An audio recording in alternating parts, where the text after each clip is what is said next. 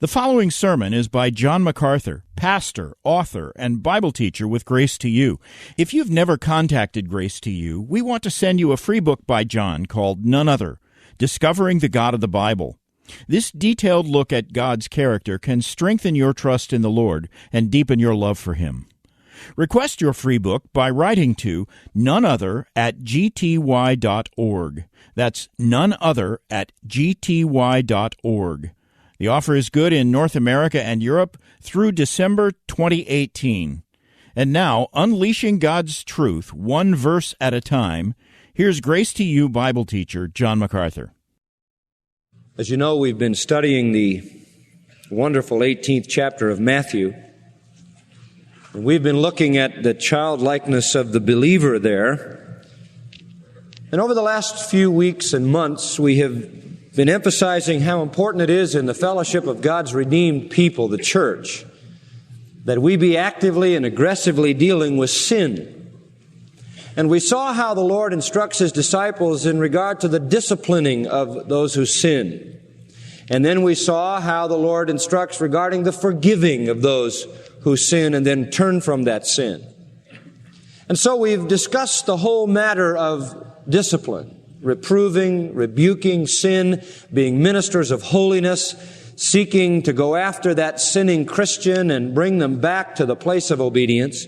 And as I was thinking it through the last week or so, I thought so much about the area of discipline, and we've clearly delineated that, and I thought about the area of forgiveness, and that's so wonderfully presented in this 18th chapter.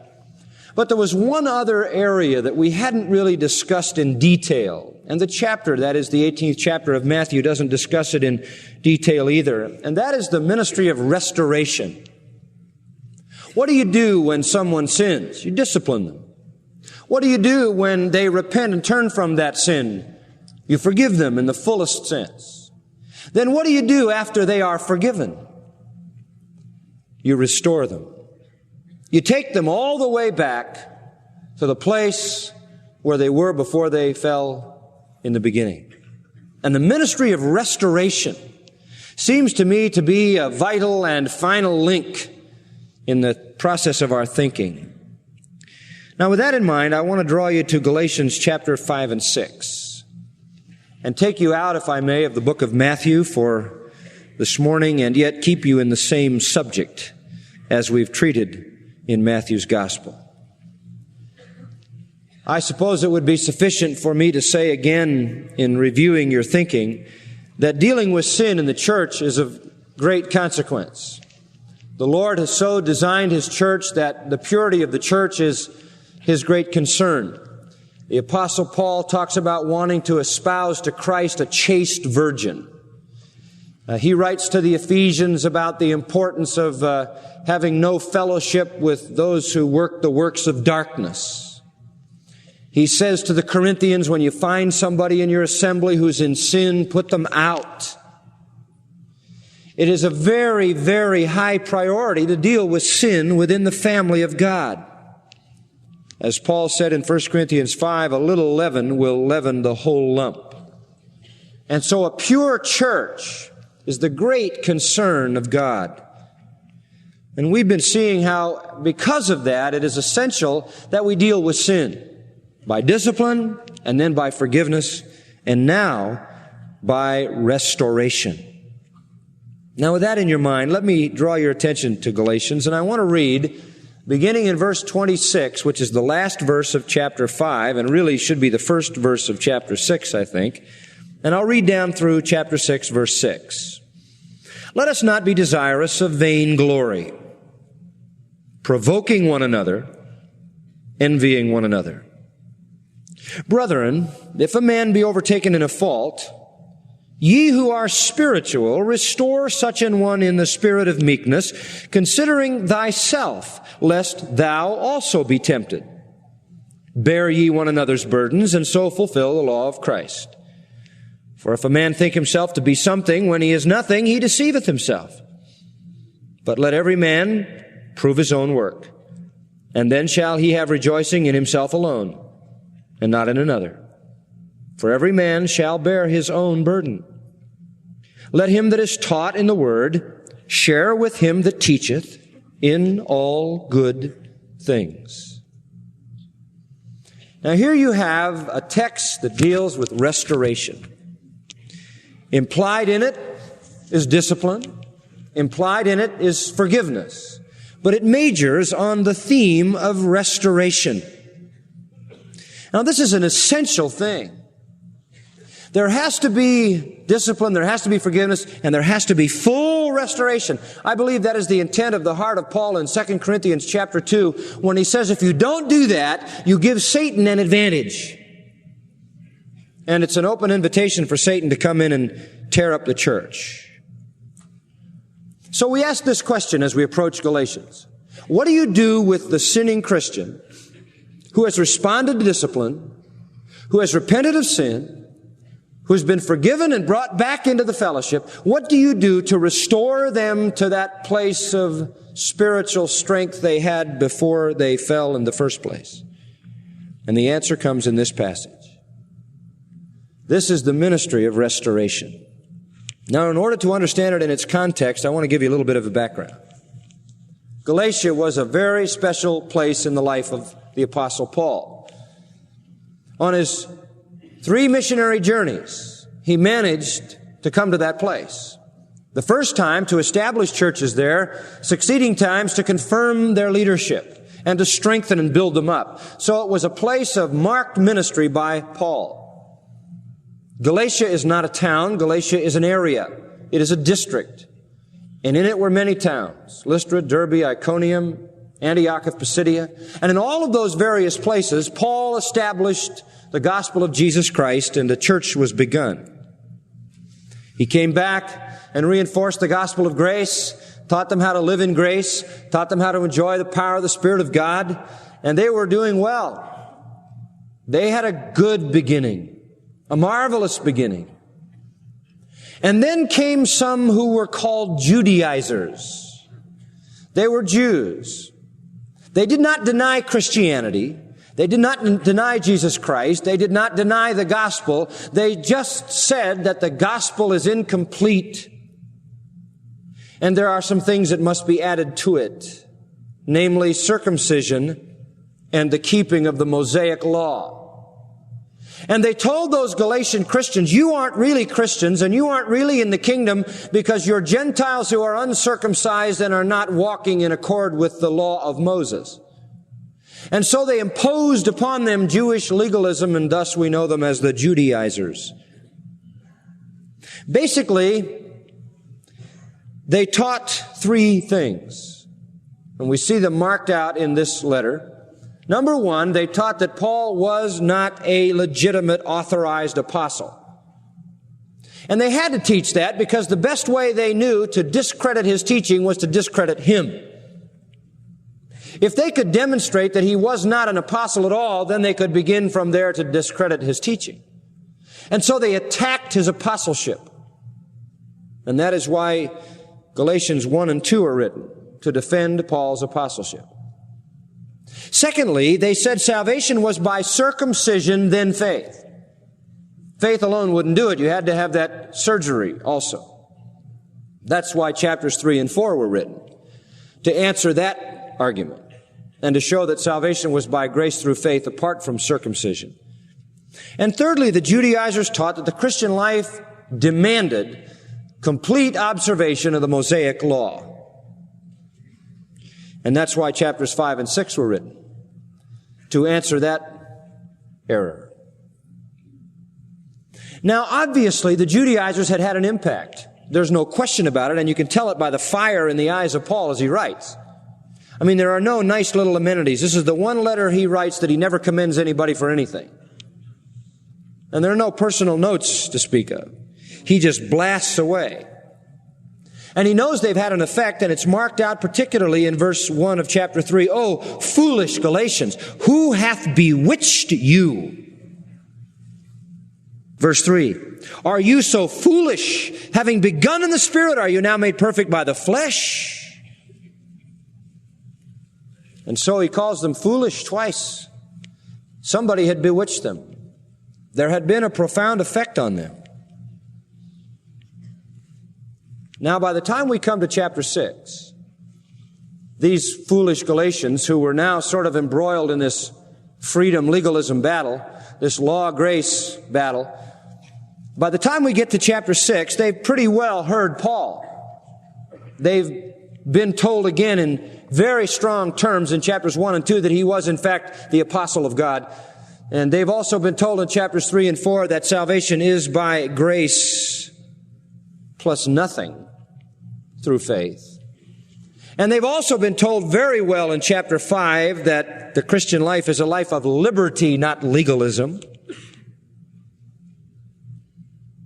And so it may be at this particular time that some of the light is starting to dawn and the fog is clearing a little bit. But Paul is a very, very astute instrument for the Spirit of God to use. And he is very much aware of the fact that there will be in that Galatian assembly, as a result of the ministry that he had and the ministry the Judaizers had, there will be a division. There will be those who are the spiritual ones, the mature ones, the ones walking in the Spirit.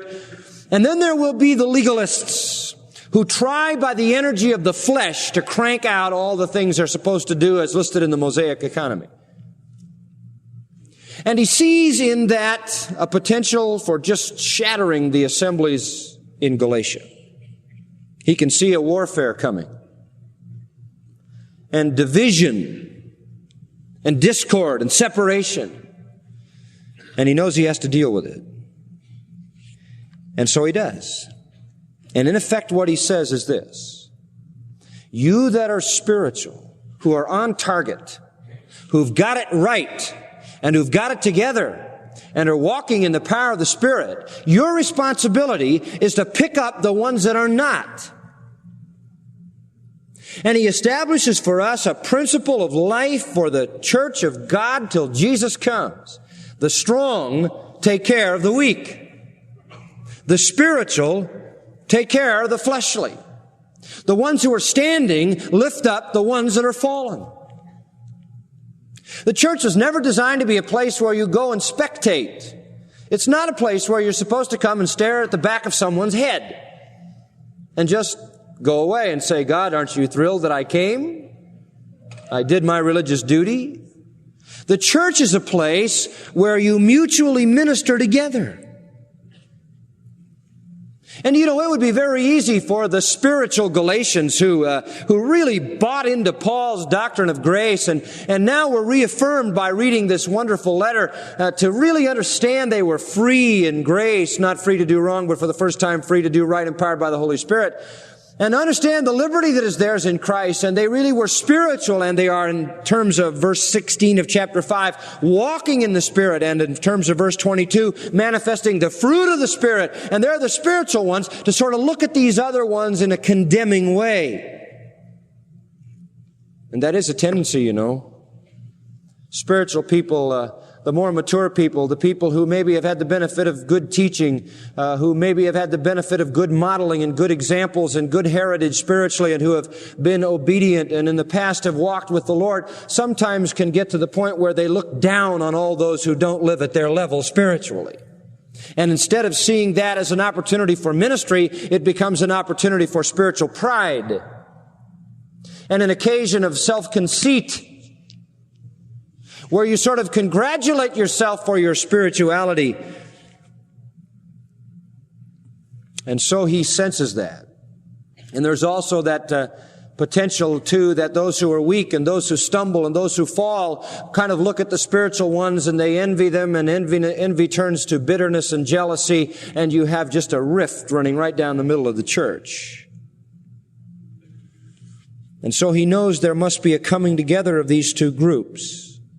He does not want the spiritual ones lording it over the fleshly ones. He doesn't want the strong taking advantage of the weak or disdaining them. And he doesn't want the weak resenting the strong. He doesn't want to see a spiritual fleshly split. And so he anticipates this in this section of Galatians. Look at verse 26 of chapter 5. He's just concluded the statement that if we live in the Spirit, and we do if we're Christians, we ought to walk in the Spirit. In other words, if our If our life, in fact, is in the Spirit positionally, then we ought to walk in the Spirit practically and live it out. And then he says this, let us not be desirous of vain glorying. Kenodoxos. It means that you feel you have a right to claim glory. You feel you have a right to honor, thinking you have some reason for your conceit. What he's really saying is don't get conceited. Let us not be desiring glory. Let us not be desiring honor. And this is always the problem that you get pushed into by the enemy. When you get to the point of certain spiritual maturity and certain spiritual growth, you begin to perceive yourself as somebody worthy of special honor.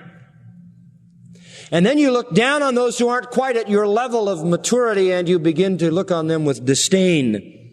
And then the fracture comes between the spiritual and the non-spiritual, the strong and the weak, and instead of the one helping the other, the one sort of gloats over the other. And I think that's what he has in mind when he says, provoking one another. Provoking them, irritating them. And the converse of it at the end of verse 26 is the other is going to envy the one who appears to be more spiritual. And this is not what Paul wants in any church, is this kind of break between those who are strong and those who are weak. There's no place for that. It's on his heart, not only here in Galatians, but let me draw you back to Romans chapter 15. Because I want you to see that this is not something unique to the Galatian churches, but was a common concern in Paul's heart. In Romans chapter 14, you have just a tremendous section on how the strong are not to offend the weak. And we're not to cause him to stumble, not to destroy him in any way, but to build up that weak person. And it all comes into summation in chapter 15, verses 1 to 3. We then, based on all that he said in chapter 14, we then that are strong ought to bear the infirmities of the weak and not to please ourselves. Let every one of us please his neighbor for his good to edification or building up. For even Christ pleased not himself. And you can stop there. And he establishes that incomparable model. And the model is none other than Jesus Christ himself, who didn't lord it over us and had every reason to do so, right? But stooped to bear the infirmities of the weak. And believe me, if ever there was a weak and a strong dichotomy, it was between Jesus Christ and us, wasn't it? And so Christ is the model, he says, and the attitude is that we want to bear the infirmities of the weak. We want to find those believers who are weaker. We want to find those believers who struggle greatly with the flesh and not look down on them in vain glory and provoke them, but minister to them. Bear their infirmities, thus preventing them from looking up at us and envying us and becoming jealous and bitter. And then I draw you to one other passage in 1 Thessalonians chapter 5, verse 14. Paul gives this instruction to the Thessalonian church. Now we exhort you, brethren, warn them that are unruly, encourage the faint-hearted, support the weak, be patient toward all. Whether you're dealing with the unruly, the faint-hearted, or the weak, you have to be patient. But you have to go after them. Supporting the weak. That, my friends, is the key to the unity of the church. Instead of the more mature, spiritually minded believers standing in pride over the sinning ones who've fallen, we have to help them. I received about an 18 or 20 page letter this week. I can honestly say in all my ministry, I've never received a letter quite like it. A lady in that letter went on and on sharing about her spiritual pilgrimage. And toward the end, she said that she went one morning into her bathroom. She was a mother of several children, very active in a church in the Midwest. took out a razor blade and prepared to slice her face up. She said, I am unworthy. I am useless. I am meaningless. This is a lady who was a Christian, spent all her years in the church.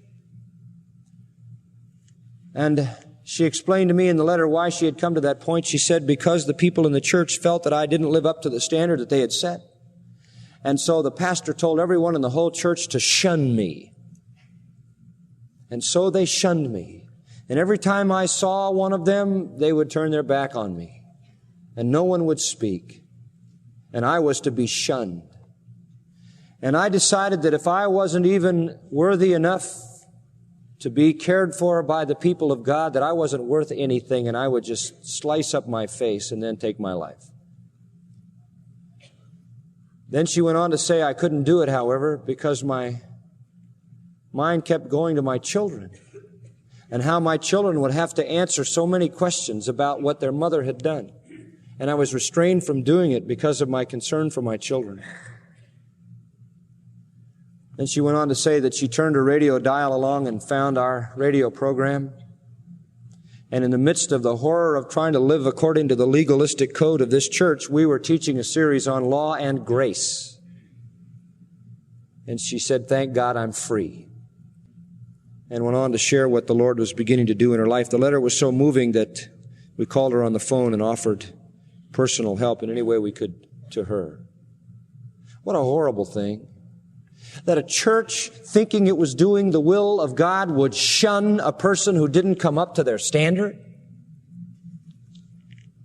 By the way, one of the issues was that she wore slacks to the point where she was going to slice up her face. That's the very antithesis of the ministry of the church to its own, isn't it? Support the weak. Support the weak. Bear their burden. And so we are called to discipline, yes, and we're called to forgiveness, yes, but we're also called to restoration. Now, what do we do to restore? Let's go back to Galatians. 3 things Paul mentions in this text. 3 things. First one, very simple points. Pick them up. Pick them up. Verse 1, brethren, if a man be overtaken in a fault, ye who are spiritual, restore such an one in the spirit of meekness, considering thyself, lest thou also be tempted. Now, the term brethren indicates that we're talking in the family, folks. This is how the church takes care of itself. If a man be overtaken in a fault. The word fault here is the word paraptoma. It means a stumbling, a blunder, a fall. And some people think it to be something less than a sin. I don't think so at all. I don't think it's less than a sin. I think it is a sin. And people say, well, why didn't he use the word hamartia, a sin? Or why didn't he use the word anamia, a trespass? Why does he use the word a fall here? Well, I don't think it has anything to do with theology. I think it has to do with the literary approach. He is talking about walking in the Spirit. Verse 16 of 5, walk in the Spirit. Verse 25 of 5, walk in the Spirit. And in the process of your walking, if you happen to what? To fall. He's not giving us a theological definition of sin as if it were something less than serious. He is simply staying with his metaphor. And so he says, if a man be overtaken. Now let me talk about the word overtaken a minute, because I think it's been misunderstood as well. I don't think it's a guy walking along who gets overtaken by a sin and says, oh, this sin is overtaking me. I don't think that's the idea. I think the idea is that when a believer is walking along and overtakes someone who has fallen into a sin, see the difference? It isn't that the sin overtakes him, it's that you overtake the person who's fallen into the sin. If a man is overtaken, now the word is a very interesting word, prolambano, to take unawares. I don't really think sin can take us unawares. I think we have the faculties, if we're walking in the Spirit, to discern that. So what I'm saying is there's no such thing as unwilling sin. I think what you have here, in the best rendering of the text, and I can't be absolutely dogmatic, but this is a preference, is that it refers to the act of detecting another Christian in the process of sin. You come across someone in sin, and he becomes the whole point of the verse. Then you restore such an one. Now, you couldn't be involved in the restoration if you hadn't taken him or overtaken him in the sin, right? I mean, you've seen it. You know it's there. You've come across it. And so you find someone in a sin, and the situation is established. You know someone in sin. You come across someone in sin. And the thing that I think it's trying to say is that you're not going through life sniffing around everybody. It's that as you walk in the Spirit, you come across that.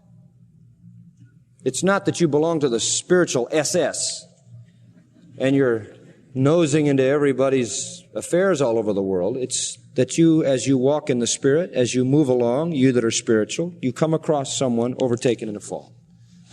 To me, that's a preferred rendering. It is not necessarily wrong.